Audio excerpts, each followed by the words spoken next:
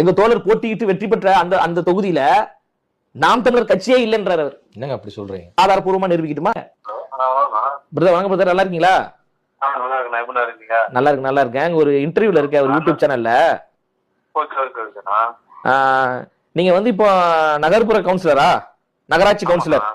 ஆமா, நகராட்சி கவுன்சிலர் தான். சரிங்க சரிங்க சரிங்க. எத்தனை ஓட்டு வாங்குனீங்க நீங்க? எத்தனை ஓட்டு மொத்தம்?